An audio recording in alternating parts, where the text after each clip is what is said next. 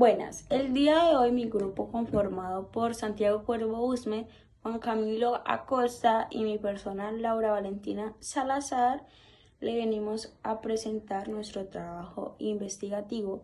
Distribución de los ingresos recaudados a través del impuesto al patrimonio en los departamentos más desiguales de Colombia en el periodo comprendido con los años 2020 y 2023. Esta investigación tiene por objeto identificar y analizar el comportamiento durante un periodo específico de tiempo en cuanto al recaudo y uso del impuesto al patrimonio para reducir la brecha de desigualdad en Colombia, buscando que la población en general tenga la posibilidad de contar con las condiciones mínimas para tener una vida digna.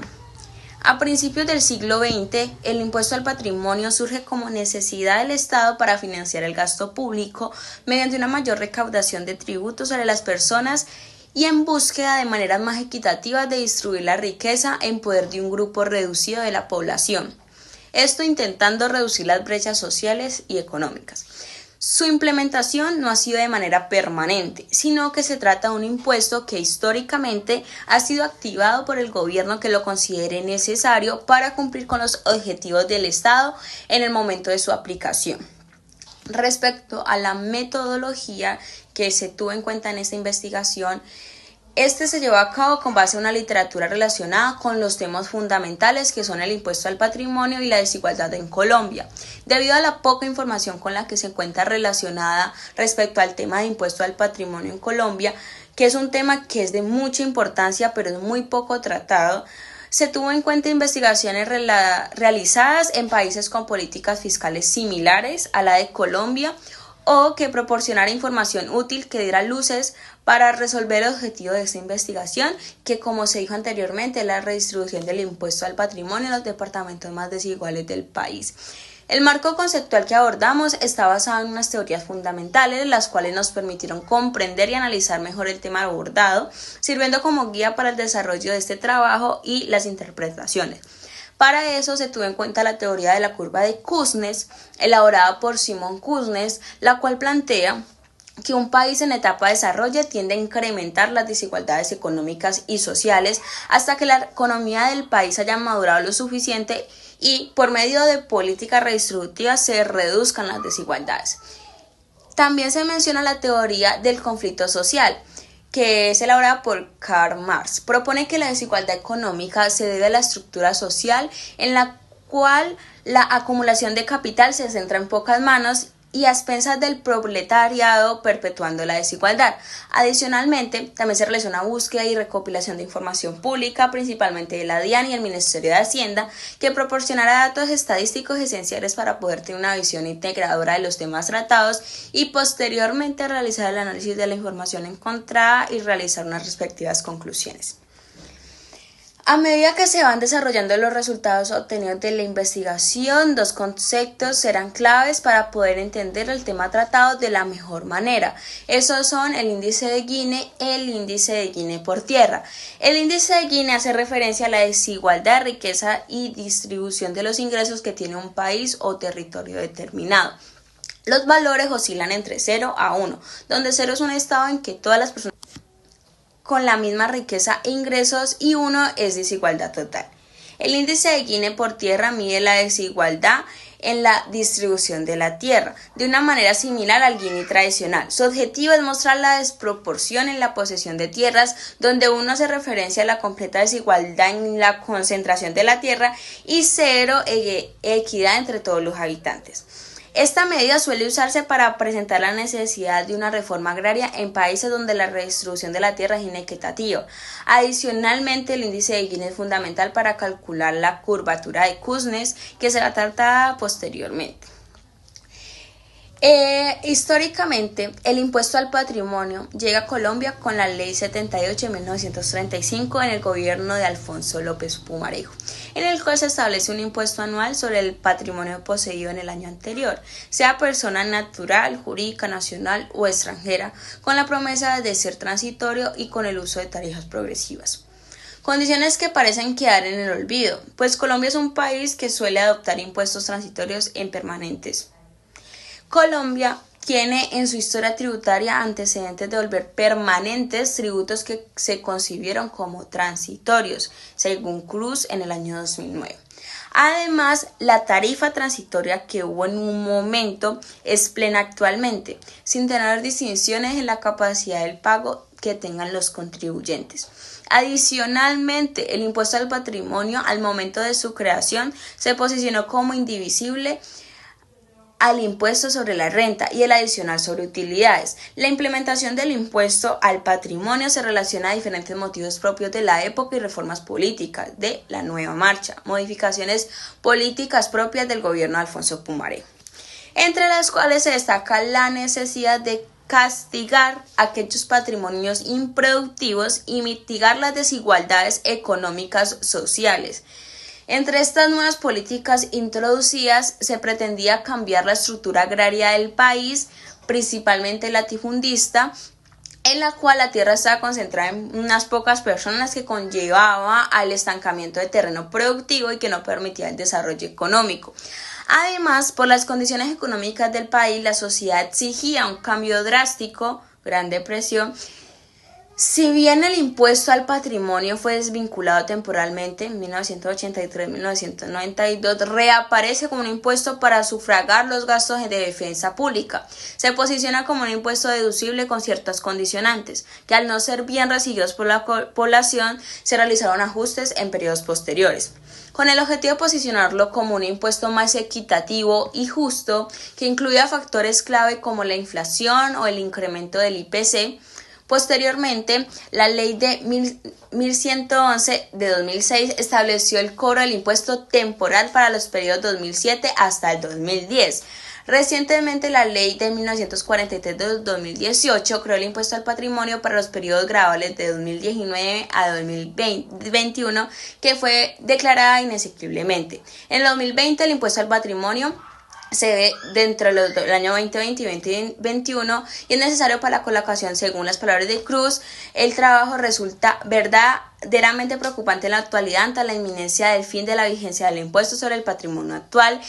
En lugar de considerar la opción de acabar definitivamente con el impuesto, siendo coherentes con el curso que ha seguido la mayor parte de los países, incluso aquellos como España, donde el impuesto fue un tributo importante durante décadas, se esté pensando en crear un nuevo impuesto, otra vez calificativo engañoso de temporal, según Cruz en el año 2009.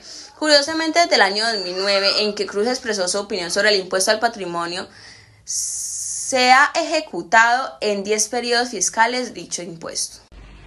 Bueno, continuando con lo dicho por la compañera, tenemos el impuesto al patrimonio y el total recaudado en los periodos 2020 y 2023, que tuvo un total de 3.144.832 millones de pesos, con grandes tendencias al alza en diferentes conceptos. Por ejemplo, el número de declarantes en 2020 era 8.159 personas y en 2023 era 32.118 personas.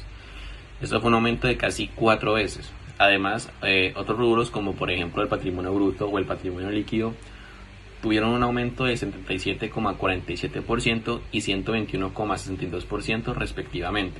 Además, el total del impuesto a pagar por parte de los contribuyentes tuvo un aumento del 22,07%. También hay que hacer una mención sobre la información referente al periodo 2022, que no fue encontrada y tampoco fue suministrada por parte de la DIAN ni el Ministerio de Hacienda, ya que a pesar de enviar correos y preguntas o sugerencias en la sección de apartado de PQSRD, no nos respondieron referente a estos mensajes. Como primer punto o primer factor, tenemos la desigualdad territorial. Cuando hablamos de desigualdad territorial, hacemos referencia a que Colombia es un país que tiene la economía muy centralizada. Es decir, por ejemplo, la capital de Colombia es la que ocupa el mayor porcentaje de PIB en toda la nación. Además de esto, lo que es la capital, el Valle del Cauca y Antioquia representan el 49,4% del PIB total en Colombia. Es decir, casi la mitad del PIB que se produce aquí en Colombia está ocupado únicamente por 2 departamentos y la capital. Esto ha hecho que la economía de Colombia se base únicamente en ciertas partes y deje muchas zonas marginadas que se vean limitadas a servicios de salud básicos o a otros servicios básicos, por ejemplo servicio de salud, los cuales se encuentran a kilómetros de distancia y que además las calles para poder conseguir este servicio de salud son intransitables en muchos casos. Además, el servicio de agua también, por ejemplo, es un privilegio más que un derecho en estas zonas y los niveles de nutrición son elevados, siendo un factor común más que una excepción. También tenemos un índice de NBI, que son las necesidades básicas insatisfechas, que es muy elevado para estas zonas marginadas. Por ejemplo, el top, digamos, el ranking de aquí de Colombia lo ocupan ciudades como Vaupés, Bichada y El Chocó. Vaupés cuenta con un 68,94% de la población con un NBI. El Chocó cuenta con un 65,51% y Bichada cuenta con un 67,76%. Para dar un contraste de qué tan alto es esto, Bogotá tiene un 3,47% de NBI, que es muy menor en comparación a los niveles que presenta Vaupés, Bichada y el Chocó, zonas marginadas de Colombia. El segundo factor que ha perpetuado la desigualdad económica en Colombia es el conflicto armado. 9.826.986 personas han sido víctimas directas o indirectas de este conflicto armado, lo cual representa un 18,87% de la población total. El conflicto armado se ha presentado en Colombia desde los años 60, un conflicto bélico entre guerrillas, paramilitares y fuerzas del Estado que se centra principalmente en las zonas rurales. Esto ha hecho que las personas de estas zonas rurales se vean afectadas y al tener poca participación por parte del gobierno se encuentren la necesidad de desplazarse a estas zonas centrales, lo cual pues de acuerdo al punto anterior hace que estas zonas queden marginadas y así a su vez sea más difícil el desarrollo de esta población. También el conflicto al interior del país ha hecho que los campesinos se vean en la necesidad y en la obligación de vender los terrenos para poder conseguir un lugar seguro. Esto ha hecho que a su vez las grandes empresas y los monocultivos y agroindustrias tengan un acaparamiento de las tierras. Por ejemplo, un estudio hecho por Solidaridad reflejó que grandes cantidades de las agroindustrias cañeras se han beneficiado de este desplazamiento de la población que ha tenido lugar en los años de conflicto armado, beneficiándose ya que han podido comprar estas tierras a un costo muy por debajo del verdadero. Una vez dado un breve contexto sobre el impuesto al patrimonio, hablaremos sobre la desigualdad económica en Colombia, que es otro de los puntos importantes en este trabajo de investigación. Colombia, a pesar de tener un gran dinamismo económico y uno de los PIB más altos en América Latina, es también uno de los países con los índices de desigualdad más altos en América Latina. Es el segundo a fecha del 2020. Además de eso, tenemos que diferentes factores han contribuido a que estas desigualdades se perpetúen en el tiempo. Son factores territoriales, sectoriales y de distribución de riqueza. También la falta de oportunidades de empleo, de educación en las personas de estas localidades marginadas han hecho que la manera de desarrollarse de estas sociedades y que puedan disminuir esta desigualdad económica sea más dificultada y sea más complicado el poder salir adelante. Además, las políticas de redistribución de riqueza por parte del gobierno no han sido efectivas. Si bien existen acuerdos de paz que en la actualidad buscan revertir los daños causados por los grupos armados, es un proceso tardío que no ha reflejado grandes resultados en temas de igualdad social y económica. Además, muchos campesinos se han visto beneficiados por estos acuerdos de paz, ya que sus derechos no han sido restituidos y siguen habiendo vulneraciones en estas zonas marginadas.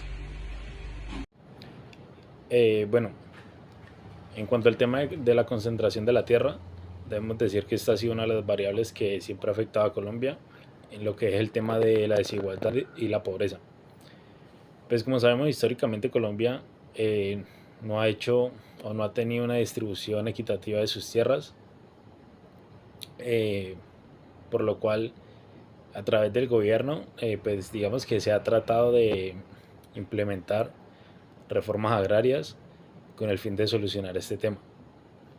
Aunque en realidad el esfuerzo del gobierno es mínimo, pues al fin y al cabo siempre los que se benefician son las personas que poseen grandes extensiones de tierra y no personas como son los campesinos que tienen digamos fincas pequeñas pero que su producción no es tan alta. Una forma de verlo es que Por ejemplo, las personas que son dueñas de estas grandes extensiones de tierra, que son el 1% de la población, de las personas más ricas, poseen más del 80% de las tierras. Y esa, al ser dueñas de esos grandes terrenos y ser dueñas de grandes empresas al mismo tiempo, pues las usan, y esos campesinos se ven perjudicados, ya que pues tienen afectaciones ambientales como lo son el agua, el aire, lo cual repercute finalmente lo que es en su salud y muchas veces en la salud de su ganado, y pues de los bienes que tratan de cosechar para poder vender y así mantenerse a ellos y a sus familias. Lo que en últimas, en muchos casos conlleva a que tengan que vender o incluso pues abandonar su tierra, su propiedad, y trasladarse a otra parte del país. Para respaldar un poco esas afirmaciones, tenemos lo que es el Gini Tierra, el cual pues representa lo que es la concentración de tierras en pequeños grupos. Para a modo de referencia, para el año 2003 tuvimos un Gini de 0,85, lo cual pues es demasiado alto, y vemos que en los departamentos donde mayor representación de Gini Tierra hubo fue en el Meta, en Arauca y en el Valle del Cauca. Con eso damos paso a lo que es el tema de la concentración de la riqueza, donde pues tocamos temas importantes, donde por ejemplo tenemos que analizamos la conducta de las personas que, digamos, en cierta forma siempre han tenido comodidades y han estado en una familia, pues, como son las mal llamadas familias tradicionales de Colombia, las que pues siempre han estado en el poder, han tomado decisiones políticas y conforman grandes organizaciones. Para esto debemos decir que, pues bueno, obviamente al estar, digamos, en lo más alto en cuanto a economía, toma de decisiones, van a querer mantenerse ahí. Para ello, pues lo hacen de una forma u otra. Incluso muchas veces lo hacen de manera ilegal, donde, pues bueno, como ya se decía antes, hay cierta complicidad del gobierno o de funcionarios públicos. Y se está, por ejemplo, el tema de las tierras, donde hacen desplazar a campesinos. Y es que, por ejemplo, para el año 2023 teníamos una cifra de un poco más de 5 millones de personas que fueron desplazadas de manera interna en el país. Lo que, digamos, conllevaba a que esos terrenos quedaran baldíos, y estas personas, que son pues un grupo pequeño, un 1% del país, fueran quienes pues reclamaran o tomaran posesión de este para pues después lucrarse, fuera que lo usaran para producir algo o simplemente para poseerlo, y que esto les aumentara su capital, su riqueza. Bueno, ya entrando en discusión de lo que son las conclusiones, pues creemos que para salir o por lo menos reducir lo que es la desigualdad y la pobreza en Colombia, eh, está bien crear programas sociales, pero que no sean simplemente, eh, digamos, en la teoría, o sí, que los hacen, los crean, pero pues no se le da como un mayor seguimiento o una relevancia, eh, sino que creemos que debe haber una reestructuración en cuanto a lo que es la organización política en el país, pues como pues ya se menciona en el documento. eh, Estas personas o estas familias siempre han estado en el poder y siempre han obtenido beneficios para ellos o para terceros con los que pues hacen alianzas, como dice, por debajo de la mesa o ilegales, pues.